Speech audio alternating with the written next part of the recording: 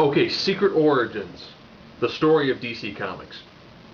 This actually gives you a pretty decent background on the whole history of DC Comics.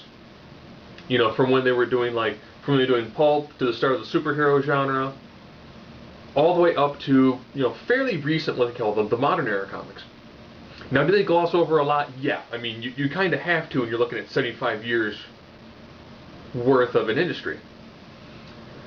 That pretty much being said, this is done very well. Of course, it primarily focuses on Superman, Batman, Wonder Woman, and a little bit with some of the other characters. When I mean little bit, like they discussed the Justice Society, how they came up with the Justice League, some of the things that they were done, some things that were tweaked, from the Golden Age and Silver Age characters. But it's done fairly well. I will give it that. You do get primarily background on the Trinity. Lots of these things. If you've seen a lot of the documentaries that have been on the DC animated, you will have seen some of this stuff already. That is probably one of the big downfalls.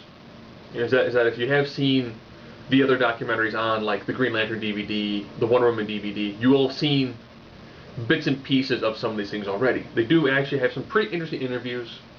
With like Neil Adams. I almost always love how he constantly has to remind everybody that he's sorry for what he did to Wonder Woman, stripping away all of her powers and making her kind of like a judo fighter. And they go through how comics were initially this really great thing, oh, Superman tells my son to eat his cereal and to take his vitamins. And then how the world turned on comics because of their subversive nature by looking at comics that are a lot more towards the fringe. How comics went from being, pulpy fringe to the rise of the superheroes, to the falling away of the superheroes and the rise of the westerns, and then back to more of the salacious stuff. Then back to the sci-fi origins of some of the Silver Age characters, to the Silver Age becoming kind of laughable and bizarre, with like Bat-Mite and Bat-Dog. And then how you went from being really laughable and kind of stupid and silly into like the bloodbath that happened in like the 80s and 90s.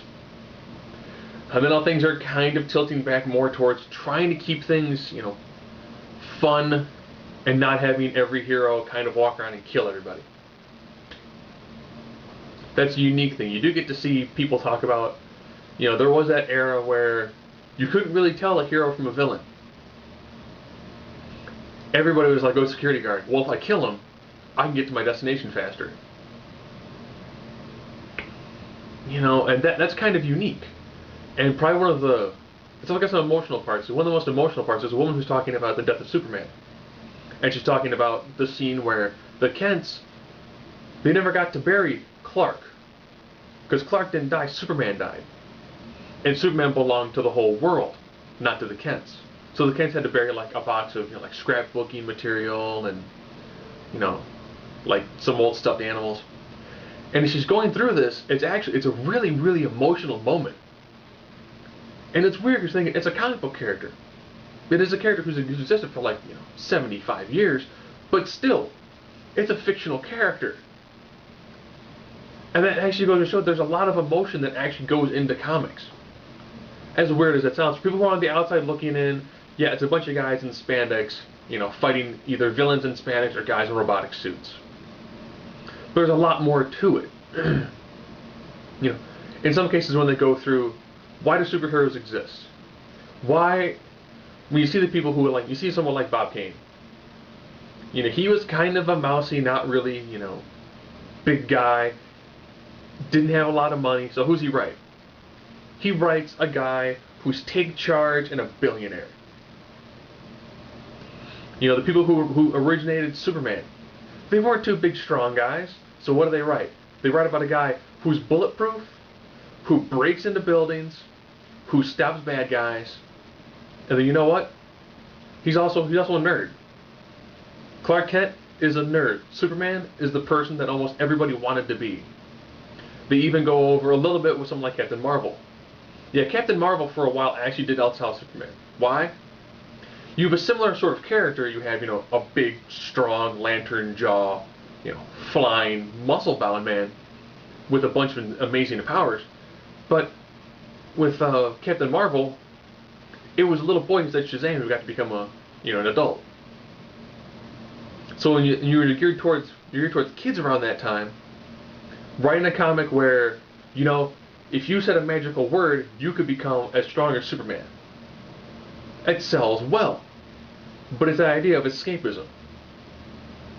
And then of course they go through. While DC was going kind of bizarre and lame, for lack of a better term, Marvel went super extreme.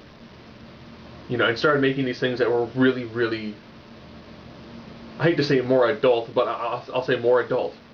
And we're taking on lots of more heady things, as opposed to being like, oh no, it's Batmite and Mixelplix. Or the adventures of Bat Dog and Super Dog. That's when they were doing stuff like, Gwen Stacy dying, Spider-Man quitting, and characters kind of making the hard moral choices. And then it goes from DC kind of doing something similar.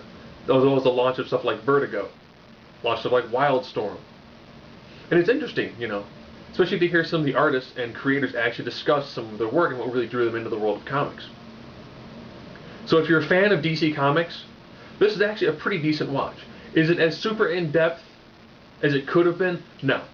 But then again, it's kind of hard to try to push like a 4-hour-long documentary on comics to try to keep it still mainstream, as well as also take care of some of the fan base.